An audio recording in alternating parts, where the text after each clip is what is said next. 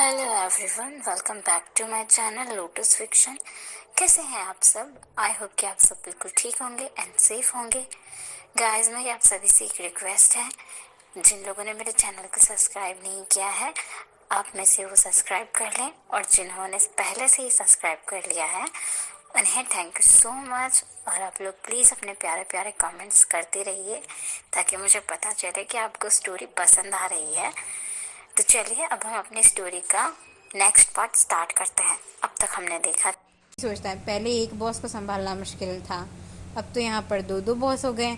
वांग जी ने भी मेरे लैंजान सर को बिगाड़ना चालू कर दिया है। अब जब ये उन्हें बिगाड़ेगा तो मेरे लिए तो संभालना और भी ज़्यादा मुश्किल हो जाएगा। तब लैंजान वांग जी से कहता है, तुम मुझे ऐसे देखकर गुस्सा तो नहीं हुए ना? तो लैंजान को देखकर वांग जी स्माइल के साथ बोलता है, पर मैं तुम पर गुस्सा क्यों करूँगा? तुम इस ऑफिस में आए हो इसीलिए मुझे इस बात पर गुस्सा नहीं आ रहा। मैं ज़्यादा खुश हूँ क्योंकि मैं यहाँ विंग का ध्यान नहीं रख सकता, लेकिन जब अब तुम यहाँ हो तो तुम विंग का ध्यान रख सकते हो, उसे अच्छा खाना दे सकते हो, उसे अच्छे से रखना। वांग जी ने एक स्माइल के साथ कहा, अच्छा बस ये बताओ कि खुदा ने तुम्हें किस मिट्टी से बनाया? तुम्हारी जगह कोई और होता तो अब तक तो वो मुझसे झगड़ने लगता कि मैंने उसकी बीवी की कंपनी को कैसे खरीद लिया, जबकि तुम्हें तो पता ही नहीं है कि मैं कितने आगे निकल गया हूँ। लैंजान ने सवालिया लहजे में कहा। तो वांगजी फिर से स्माइल के साथ कहता है, इसमें बुरा मानने वाली बात ही क्या है? तुम और मैं किस्मत की वजह से एक दूसरे से जुड़े हुए हैं। लैंजान वांगजी की तरफ देखता है और फिर मुस्कुरा देता है। फिर दोनों थोड़ी देर एक दूसरे से बातें करते हैं और फिर वांगजी कहता है कि अच्छा ठीक है, अब मुझे जाना होगा। वांगजी ऑफिस से निकलकर सीधे विंग के कैबिन में जाता है, जहाँ विंग बैठकर परेशान था कि वांगजी अभी तक क्यों नहीं आया। वांगजी को देखकर विंग खुश हो जाता है, फिर कहता है, तुम्हें इतनी देर कैसे लग गई? क्या तुम्हारे बॉस ऑफिस आए थे या उन्होंने तुम्हें देखा था? विंग अपना बिना वजह से ही परेशान हो रहे हो, ऐसा कुछ भी नहीं हुआ है, सब कुछ ठीक है। मैं बस उस सेक्रेटरी मिंग याओ की हेल्प कर रहा था, वांगजी ने कहा। तो विंग कहता है, वैसे क्या आज तुम्हें काम पर वापस नहीं जाना है? तुमने आज छुट्टी ली है? तो वांगजी कहता है, नहीं नहीं, मैंने छुट्टी नहीं ली है। मैंने शुयांग से कहा है कि मुझे आज आने में थोड़ी सी देर हो जाएगी। अब शुयांग कार सर्विस सेंटर पर हमें फिर से सीन शिफ्ट करके दिखाया जाता है। शुयांग जोर जोर से हंसते हुए कह रहा था, तो फिर आज विंग ने फिर से लैंजान को पीटा है तुम्हें समझकर? वांगजू भी हंसते हुए कहता है, हाँ तुम्हें पता है उसकी कंडीशन देखने लायक थी, और उसे ऐसा देखकर तो मुझे बहुत दुख भी हो रहा था, लेकिन मुझे बड़ा मज़ा भी आया उसकी कंडीशन तो एक भीगे हुए चूजे जैसी लग रही थी। तो विंग ने लैंजान को नहीं पहचाना, लेकिन लैंजान का पहनावा आपसे अलग क्यों है? शुयांग ने कहा, हाँ क्योंकि अक्सर जब विंग को लैंजान की याद आती है तो विंग मुझे लैंजान की तरह है दिखने के लिए कहता है, और विंग की खुशी के लिए मैं भी लैंजान की तरह बन जाता हूँ। वांग जी शुयांग आपस में बातें कर रहे थे, तभी वांग जी को सेक्रेटरी मिंग का फ़ोन आता है। वांग जी फ़ोन उठाता है, तभी सेक्रेटरी मिंग ने कहा, हमारी गाड़ी बीच में ही रुक गई है और हमें अभी एक मीटिंग के लिए निकलना है, क्या आप हमारी हेल्प कर सकते हो? हाँ, तुम लोग कहाँ हो? मुझे एड्रेस भेजो, मैं अभी वहाँ आ जाता हूँ। वांग जी ने कहा, क्या हुआ, तुम अचानक कहाँ जा रहे हो? शुयांग ने पूछा। अरे वो लैंजान की गाड़ी रास्ते में ख़राब हो गई है और उसे मेरी हेल्प चाहिए, इसलिए उसके सेक्रेटरी ने मुझे फ़ोन करके बुलाया है, तो मैं वहाँ जा रहा हूँ। वांग जी ने कहा, क्या मैं तुम्हारे साथ चल सकता हूँ? मैं भी तुम्हारी हमशक्ल को देखना चाहता हूँ। शुयांग ने खुशी से कहा, अच्छा ठीक है, सेक्रेटरी मिंग ने पता भेज दिया है, तो चलो हम दोनों जल्दी से वहाँ पर पहुँचते हैं। वांग जी ने कहा। वांग जी अपनी मोटरसाइकिल पर शुयांग को बिठाकर उसी जगह ले जाता है जहाँ लैंजान की गाड़ी खराब हो गई थी। अब वांग जी लैंजान के पास पहुँचता है और देखता है कि लैंजान और सेक्रेटरी मिंग अभी कार से बाहर खड़े हुए हैं। शुयांग जल्दी से उतर कर लैंजान के पास जाता है और उसे देखने लगता है बड़ी हैरानी से। परफेक्ट, बिल्कुल तुम्हारे जैसा दिखता है। क्या ही कहना, मतलब तुम दोनों को अगर एक साथ देखो तो ऐसा लगता है कि तुम दोनों तो जुड़वा भाई हो। तुम ऐसा क्यों कर रहे हो शुयांग? क्या तुम बच्चे हो? बच्चे की तरह बिहेव करना बंद करो और उससे दूर हटो। वांग जी, इन्हें देखकर तो कोई भी नहीं कह सकता कि ये तुम हो या तुम ये हैं, मतलब आप दोनों तो ऐसे लग रहे हैं जैसे कि जुड़वा भाई एक साथ खड़े हैं। शुयांग ने कहा, हाँ ठीक है, वो मेरे जैसे ही दिखते हैं, वो मेरे जुड़वा भाई हैं, बस मुझे काम करने दो, इसलिए मैं तुम्हें यहाँ लेकर नहीं आया हूँ। वांग जी ने कहा। फिर वांग जी ने सेक्रेटरी मिंग से पूछा कि कार में क्या खराबी है। सेक्रेटरी मिंग उसे कार के पास ले जाकर दिखाने लगता है कि कार में सेक्रेटरी मिंग उसे कार में आई खराबी दिखाता है। वांग जी फिर उसे ठीक करने लगता है। कुछ ही देर में वांग जी गाड़ी ठीक कर देता है। इसके बाद लैनजान के पास आकर कहता है कि अब आपकी कार ठीक हो गई है, अब आप अपना टाइम वेस्ट मत कीजिए, आपको जल्दी से जाना चाहिए और अभी जल्दी से ख़राब भी नहीं होगी क्योंकि मैंने इसे पूरी तरीके से ठीक कर दिया है। फिर लैनजान पूछता है कि कार की रिपेयरिंग करने का कितना फ़ीस हुआ। तो वांग जी कहता है, अरे पागल हो क्या, मैं तुमसे पैसे लूँगा, वो भी इस गाड़ी को ठीक करने के। पागल समझ रखा है तुमने मुझे। अगर तुम्हारी जगह कोई और होता तो मैं ज़रूर उससे पैसे लेता, लेकिन मैं तुमसे पैसे नहीं ले सकता क्योंकि एक तो तुम मेरे जुड़वा भाई हो, दूसरे अगर मैंने तुमसे पैसे लिए तो सेक्रेटरी मुझे कभी भी मुफ्त में बियर ला कर नहीं देगा। वांग जी ने एक स्माइल के साथ कहा। लैनजान भी उसकी बात सुनकर हंस देता है और फिर कहता है, अच्छा चलो ठीक है, बियर पीते हैं दोनों। लेकिन तुम्हारी तो मीटिंग है ना, तुम्हें तो मीटिंग में जाना है, वांग जी ने कहा। अरे नहीं, वो मैंने मीटिंग कैंसिल कर दी है, अब मेरी मीटिंग 2 दिन के बाद होगी, लैनजान ने कहा। वांग जी की नज़र शुयांग पर पड़ती है जो उन दोनों को देख रहा था। फिर वांग जी कहता है, ओह मैं तुम्हें मिलाना भूल गया, मेरे दोस्त और बॉस और बहनोई, ये है शुयांग। मेरे दोस्त भी हैं, मेरे बॉस भी हैं और मेरे बहनोई भी हैं लैनजान। मुझे पता है कि वो तुम्हारा बॉस है, तुम्हारा दोस्त है और तुम्हारा साला भी है और ये भी शादीशुदा है। लैनजान ने मुस्कुराते हुए कहा, हाय तुमने उसे कैसे पहचाना? मैं तो तुम्हें उससे पहली बार मिला रहा हूँ, वांग जी ने पूछा। जब मैंने मॉल में सबको पहली बार देखा था तभी मैंने इसे भी देखा था और ये तुम्हारी तरह है, शादी के बाद ये भी रोने लगते हैं, लैनजान ने हंसते हुए कहा। तो शुयांग कहता है, हाय अगर मैं रोऊंगा नहीं तो क्या ही करूँगा? क्या तुम्हें पता है मेरी बीवी कितनी खतरनाक है? वो तो वांग जी की बीवी से भी ज़्यादा खतरनाक है, वो मुझे हमेशा मुसीबत में डालती रहती है। अगर मैं ज़रा से भी गलती कर दूँ ना तो वो तो मुझे घर से ही निकाल देती है। तभी सेक्रेटरी मिंग बीच में बोलते हैं, सर क्या हम सड़क पर खड़े होकर ही सारी बातें करेंगे या किसी होटल में चलकर बातें करें? तभी लैनजान कहता है, हाँ मिंग, हाँ तुम सही कह रहे हो। वांग जी, शुयांग चलो ना हमारे साथ, हम लोग होटल में चलकर लोकल बियर पीते हैं, लैनजान ने एक स्माइल के साथ कहा। उसके बाद ये चारों ही होटल चले जाते हैं। होटल में जाकर चारों खूब बियर पीते हैं, जिसके बाद वांग जी और शुयांग तो काफ़ी ज़्यादा नशे में टल्ली हो जाते हैं। और फिर लैनजान अपने सेक्रेटरी से कहता है कि एक काम करो, तुम इन दोनों ने ज़्यादा पी लिए, मैं टल्ली हो गए, बेवड़े कहीं के। अभी ये दोनों इतने नशे में हैं कि अपने घर भी कैसे जाएंगे, अकेले तो ये अपने घर भी नहीं जा सकते। तो सेक्रेटरी मिंग कहता है, अच्छा सर उसे घर छोड़ने का जोखिम मत उठाइए, आपको पहले से ही पता है ना आपकी किस्मत बहुत ख़राब चल रही है। जब बीइंग सर आपको वांग जी सर समझकर पीटना शुरू करते हैं तो आपको कितनी प्रॉब्लम होती है, मिंग ने कहा। लैनजान को भी विंग के हाथों अपनी 2 बार हो चुकी पिटाई याद आने लगती है और फिर वो नामे से हिला देता है, जिसके बाद वो कहता है, तो अब हमें क्या करना चाहिए? हम इन्हें कहाँ ले जाएं? सर एक काम कीजिए, आप वांग जी को अपने रूम में ले जाइए और मैं शुयांग को अपने रूम में ले जाता हूँ, सेक्रेटरी मिंग ने कहा।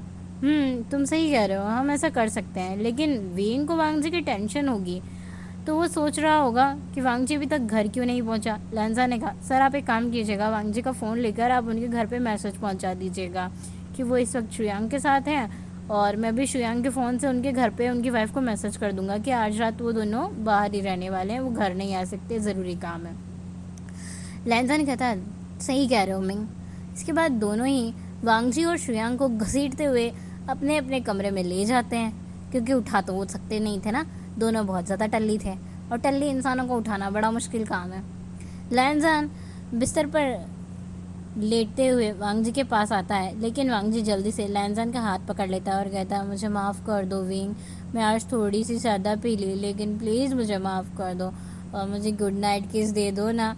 ये कहकर वो लैनजान को किस करने लगता है। इससे लैनजान घबरा जाता है और वो वांग जी को दूर धक्का दे देता है और फिर वांग जी बिस्तर से नीचे गिर जाता है। नशे की हालत में वांग जी कहता है, लैनजान विंग तुम मुझसे प्यार नहीं करते हैं, तुमने मुझे गुड नाइट किस भी नहीं दिया, जब भी मैं तुम्हारे पास आता हूँ तो मुझे दूर धक्का दे देते हो। हनी बनी तुम जानते हो मेरा छोटा सा शेर इस वजह से कितना ज़्यादा दुखी होता है। ये कहते हुए वांग जी अपनी पैंट भी खोलने लगता है और उसका लिटिल लॉयन लैनजान देख लेता है, लेकिन लैनजान उसे बीच में ही रोक देता है। ये कहते हुए वांग जी अपनी पैंट की जिप अनलॉक करने लगता है और अपने लिटिल लॉयन को लैंजान को दिखाने लगता है। लेकिन लैंजान तो समझ जाता है कि अब ये नशे की हालत में करने क्या वाला है, तो वो जल्दी से जाकर उसे बीच में ही रोक देता है और उसकी पैंट उसे अनलॉक नहीं करने देता, उसे उसकी पैंट खोलने नहीं दे रहा होता है। लेकिन यहाँ पर वांग जी भी पूरी जिद में अड़ा हुआ होता है कि उसे तो अपनी पैंट उतारनी ही है।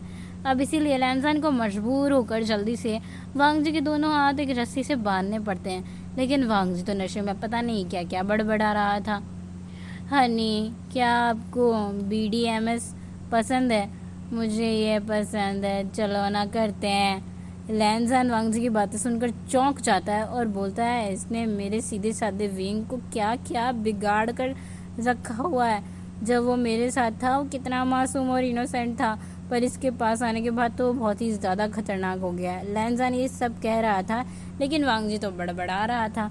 लैंजान उसकी बड़बड़ से चिढ़ जाता है और उसे गुस्सा आ जाता है, इसलिए वो एक टेप लेकर वांग जी के मुंह पे चिपका देता है और फिर अपने रूम से ही बाहर आ जाता है। बाहर आकर देखता है तो सेक्रेटरी मिंग भी अपने रूम से बाहर बैठा था। सेक्रेटरी मिंग बेचारा पूरे पसीने से तरबतर हो गया था। सेक्रेटरी मिंग, तुम इस टाइम अपने रूम से बाहर क्या कर रहे हो? मिंग कहता है, सर मैंने आपको इस शहर में लाकर गलती कर दी है। इस शहर के लोग बहुत खतरनाक हैं। शोयांग मुझे अपनी पत्नी मान रहा था और मैं क्या बताऊँ आपको, मेरी तो अभी इज्जत का कबाड़ा हो जाता। सेक्रेटरी मिंग की बातें सुनकर लैंजान चौंक जाता है। फिर तो अपने कमरे से बाहर आए ही क्यों? उसे अपनी सेवा करने दो। लैंजान ने ज़ोर ज़ोर से हंसते हुए कहा, सर आप मुझे भूल जाइए और आप ये बताइए कि आप क्यों अपने कमरे से बाहर आए? सेक्रेटरी मिंग ने पूछा। अरे मेरे साथ भी यही हो गया यार, लैंजान ने कहा।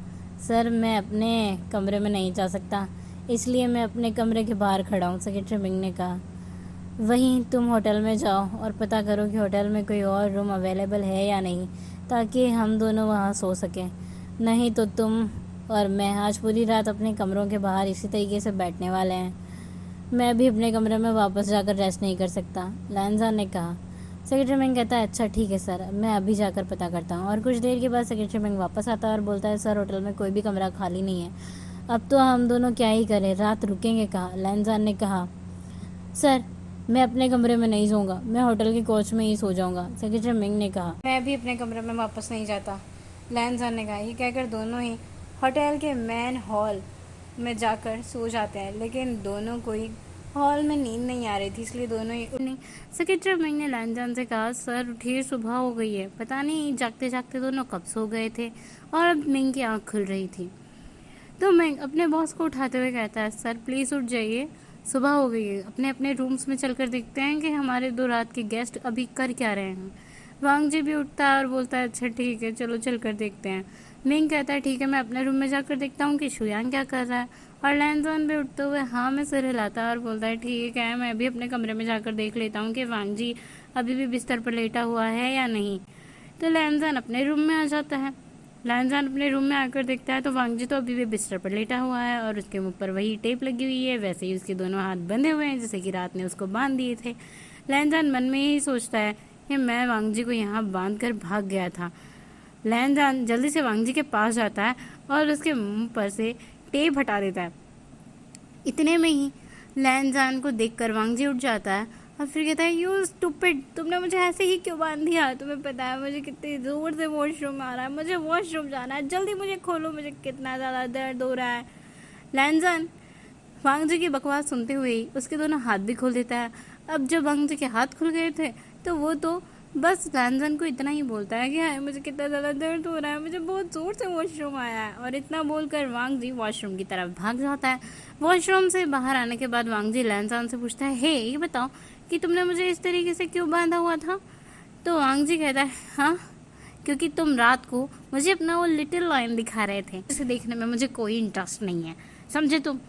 लैंजान की बातें सुनकर वांग जी चौंक जाता है और फिर वो बोलता है, क्या मैंने क्या क्या दिखाया मैंने? लैंजान कहता है, रात तुमने मुझे विंग समझ लिया था। पहले तो तुम मुझे गुड नाइट किस करने के लिए बोल रहे थे, जब मैंने वो नहीं किया तो फिर तुम मुझे अपना वो लिटिल लॉयन दिखाने वाले थे। तो बताओ मैं ये ना करूं तो क्या करूं?